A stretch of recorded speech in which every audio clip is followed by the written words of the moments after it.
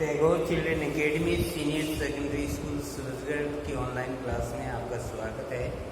विषय है समाज विज्ञान कक्षा 10 के लिए। और जैसा कि हमने पिछले वीडियो के अंतर्गत आपको बताया था, और वो था क्या, मराठों और आंगल संघर्ष। लेकिन अब यहाँ भी जाता है कि आंगल और मैसूर संघर्ष यहाँ पे किस प्रकार से चलता है, जिस प्रकार से हम आपको समझाना चाहेंगे यहाँ पर कि जब 1761 के समय में ही 1761 से पहले मैसूर के अंदर नंदराज शासन किया करते थे, लेकिन हैदर अली ने नंदराज को बंदी बना लिया गया। जब 1761 में नंदराज की मृत्यु हो जाती है तो उसके बाद में हैदर अली ने अपने आप को स्वतंत्र शासक घोषित कर दिया। उसके बाद में यहाँ पे अंग्रेजों को ये बात पच नहीं पाई और उन्होंने हैदर अली के समक्ष एक चुनौती रखी, क्योंकि अंग्रेज कूटनीति से भरे पड़े थे। और उन्होंने क्या किया कि अंग्रेज, मराठा और नवाब त्रिगुट बनाया गया। इन्होंने एक गुट बनाया गया जो त्रिगुट के नाम से जाना गया, अंग्रेज, मराठा और नवाब। इन्होंने हैदर अली के सामने एक चुनौती रखी और तीनों ने मिलकर एक सेना का संगठन किया। लेकिन हैदर अली ने उस कूटनीति में कम नहीं था, उसने मराठों को तो अलग कर दिया, लेकिन नवाब को अपनी ओर मिला दिया। नवाब को अपनी ओर मिलाते ही अंग्रेज और मराठों की सेना को हैदर अली ने पराजित कर दिया। अंग्रेजों ने इस बात को लेकर के उन्हें क्या करना पड़ा, एक संधि करनी पड़ी, जिसे किस नाम से जाना जाता है, मद्रास की संधि के नाम से जाना जाता है। 4 अप्रैल को उन्हें संधि करनी पड़ी 1769 में। 1769 ईस्वी के अंदर उन्हें एक संधि करनी पड़ी जो मद्रास की संधि के नाम से जानी जाती है। ये संधि किसके मध्य हुई? हैदर अली और अंग्रेजों के मध्य हुई, और 4 अप्रैल 1769 ईस्वी में। और इसकी शर्त रखी गई थी क्या, कि जीते हुए जितने भी प्रदेश हैं वो लौटाए गए। आपस में जो एक दूसरे के जीते हुए प्रदेश थे उन्हें क्या है, आपस में उन्होंने लौटाना स्वीकार कर लिया। एक बार पुनः मैं आपको बता देना चाहता हूँ कि 1761 से पहले यहाँ पे मैसूर के अंदर नंदराज शासन किया करता था, और नंदराज शासन करता था जब उसे हैदर अली ने बंदी बना लिया गया। 1761 ईस्वी के अंदर जब नंदराज की मृत्यु हो जाती है तो हैदर अली ने अपने आप को स्वतंत्र वहाँ का शासक घोषित कर दिया। ये बात अंग्रेजों को हजम नहीं हुई। उन्होंने एक त्रिगुट के नाम से बनाया गया, जो अंग्रेज, नवाब और मराठों के साथ में मिलकर के हैदर अली को सबक सिखाना चाहा। लेकिन हैदर अली बड़ा चालाक निकला, उसने मराठों को तो अलग कर दिया, लेकिन नवाब को उसने अपनी ओर मिला लिया, जिसके कारण से दोनों ओर से संघर्ष हुआ। और संघर्ष में हैदर अली है वो क्या हुआ, विजयी हुआ, और अंत में अंग्रेजों को 4 अप्रैल 1769 ईस्वी के अंदर मद्रास की संधि करनी पड़ी। और इस संधि के अकॉर्डिंग क्या था कि एक दूसरे के जीते हुए प्रदेश लौटाने पड़े। उसके बाद में हम लेते हैं, उसके बाद आता है यहाँ पे द्वितीय आंगल मैसूर संघर्ष। द्वितीय आंगल मैसूर संघर्ष।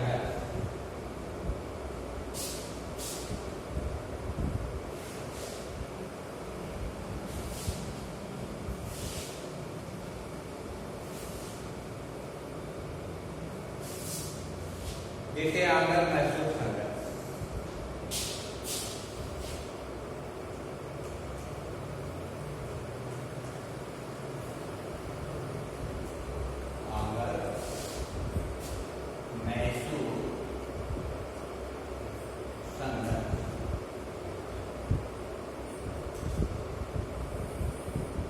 इसके बारे में हम चर्चा करते हैं, और वो किस प्रकार से है। उसके बाद हम आपको लेते हैं द्वितीय आंगल मैसूर संघर्ष, जो कि जुलाई 1780 ईस्वी के अंतर्गत यहाँ पे जुलाई 1700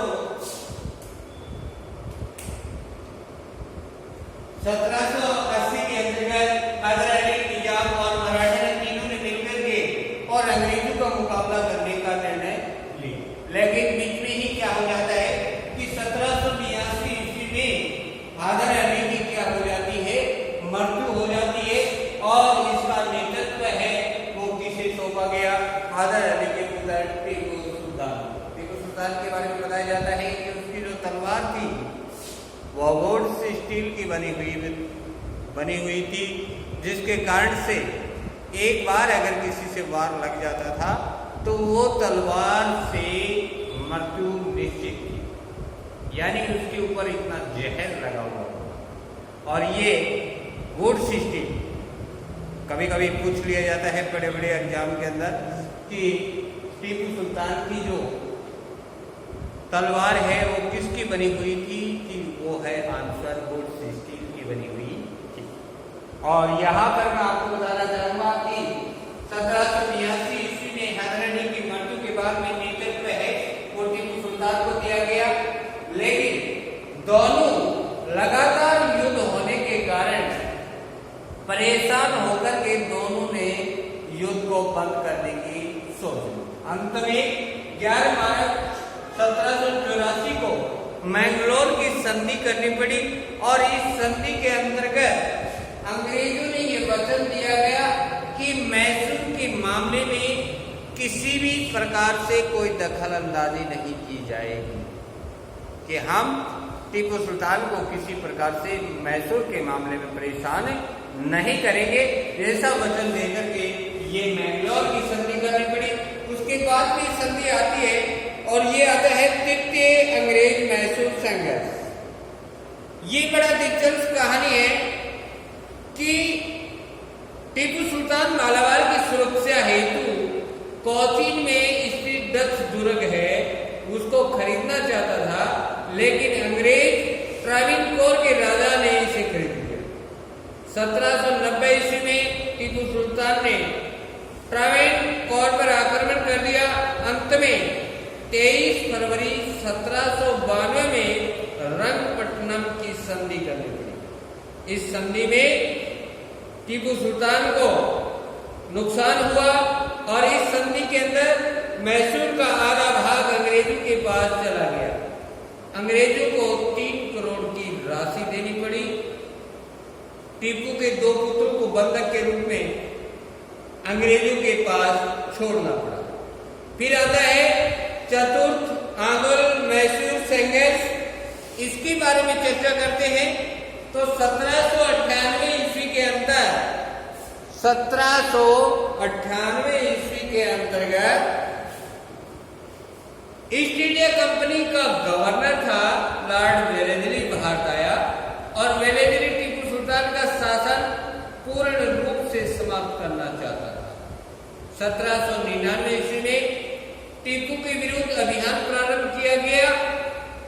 4 मई 1799 ईस्वी में श्री रंगपट्टनम का जो दुर्ग है वो अंग्रेजों ने जीत लिया और टीपू सुल्तान लड़ता हुआ मारा गया।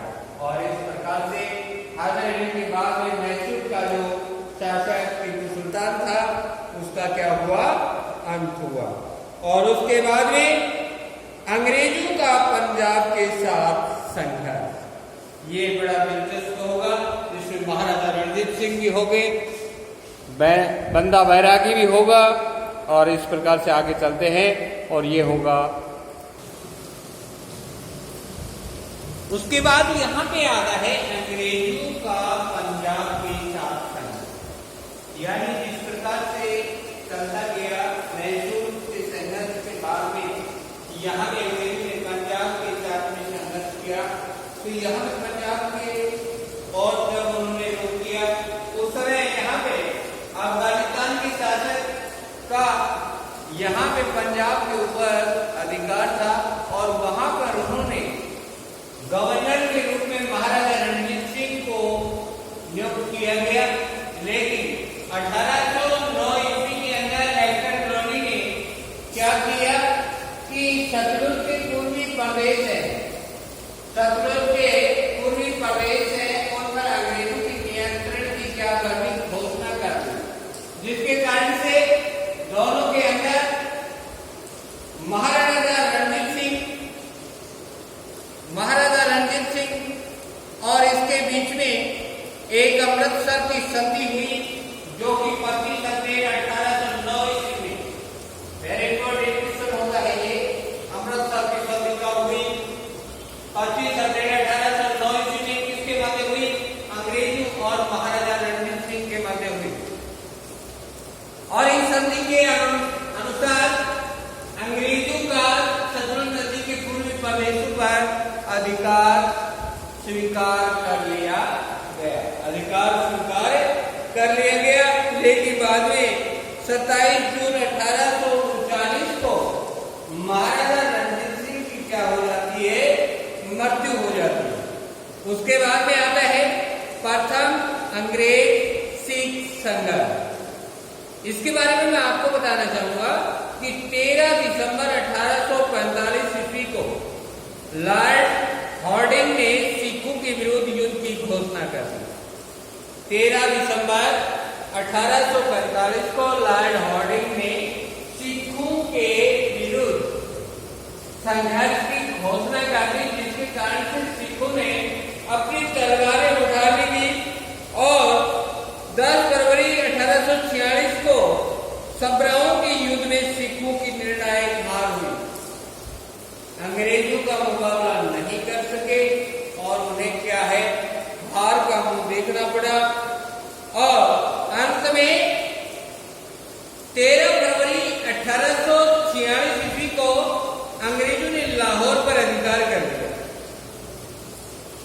अंग्रेजों की महत्वाकांक्षा बढ़ती गई और 1 मार्च 1846 को लाहौर की संधि हुई। लाहौर की संधि 1 मार्च 1846 को, जिसमें जालंधर दोआब क्षेत्र अंग्रेज राज्य में मिला दिया गया और अंग्रेजों को युद्ध क्षति के रूप में 1.5 करोड़ रुपए देने पड़े। 1 मार्च 1846, 1 मार्च 1846 ईस्वी को ये महत्वपूर्ण तिथि जो कि बता रही है क्या? लाहौर की संधि।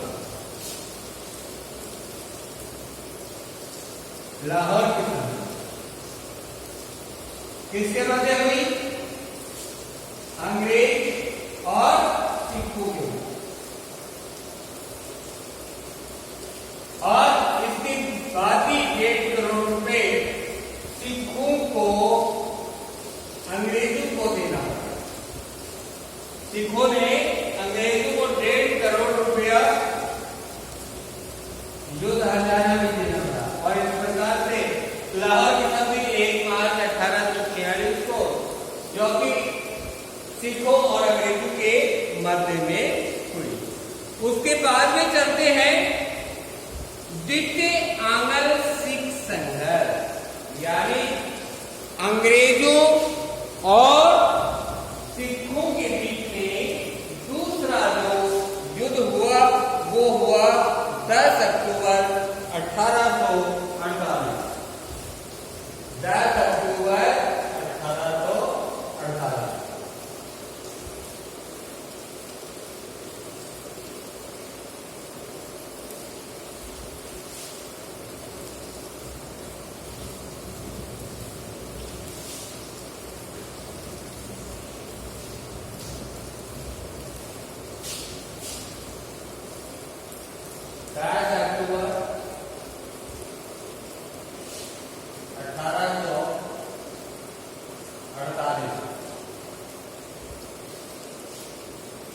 ये क्या है? यानी दूसरा आंग्ल सिख संघर्ष, ये अंतिम संघर्ष। यहां पर 10 अक्टूबर 1848 ईस्वी, यहां पे मैं आपको बता देना चाहूंगा, सिखों के साथ अंतिम युद्ध की घोषणा के साथ ही युद्ध यहां प्रारंभ हुआ। 13 मार्च 1849 को, 13 मार्च 1849 ईस्वी को, जो कि पंजाब के अंदर एक लीडर के रूप में आ रहे थे थे शेर सिंह, छतर सिंह, मोरलाल। शेर सिंह, मोरलाल, छतर सिंह,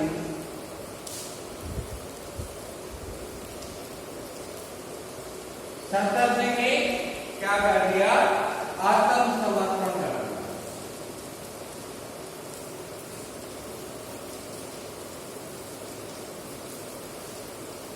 आत्मसमर्पण कर दिया और इसी के साथ ही यहां पे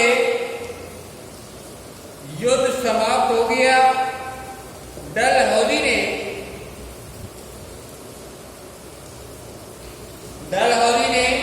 29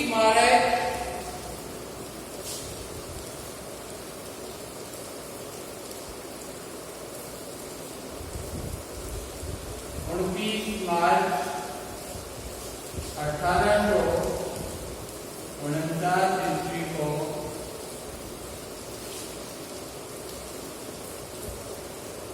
पंजाब को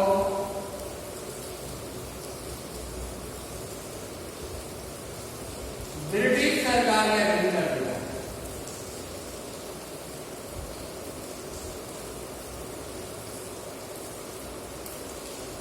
ब्रिटिश सरकार ने अधीन कर दिया।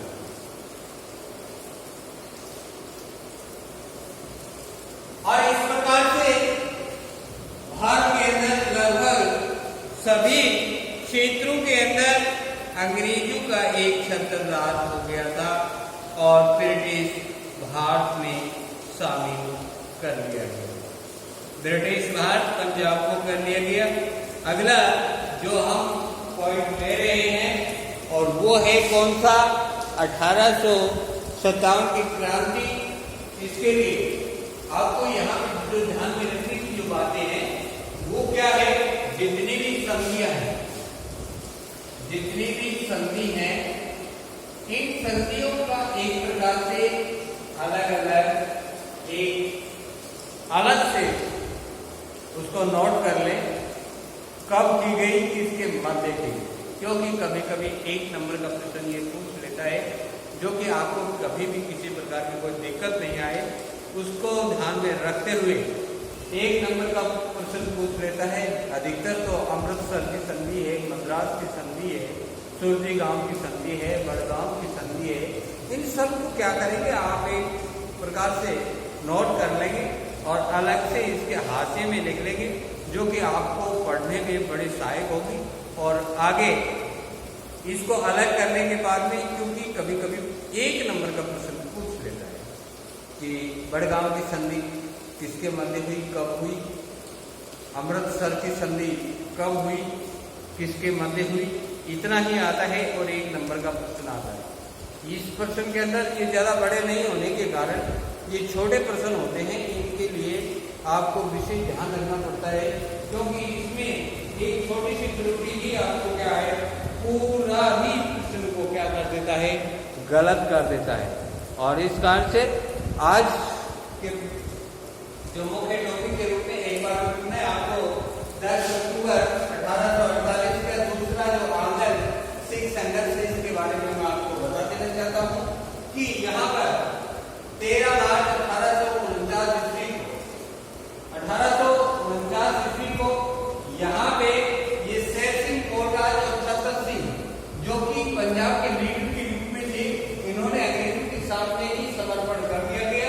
और यहाँ पे 10 अक्टूबर 1848 को जो सिख संघर्ष हुआ, इसके अंतर्गत जैसा कि मैंने आपको बताया था कि यहाँ पर लॉर्ड हॉकिंस ने और लॉर्ड डलहौजी ने सिखों के साथ अंतिम युद्ध की घोषणा कर दी थी। लॉर्ड डलहौजी ने उन्होंने कह दिया था कि ये अंतिम युद्ध होगा, या तो आर होगी या पार होगी।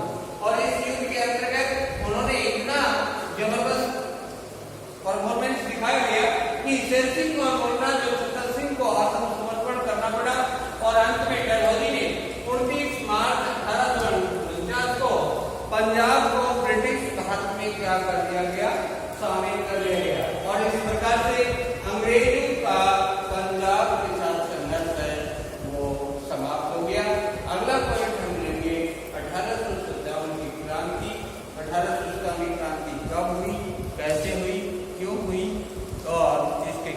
परिणाम थे, इसके बारे में हम अगले वीडियो में पढ़ेंगे। तब तक के लिए धन्यवाद।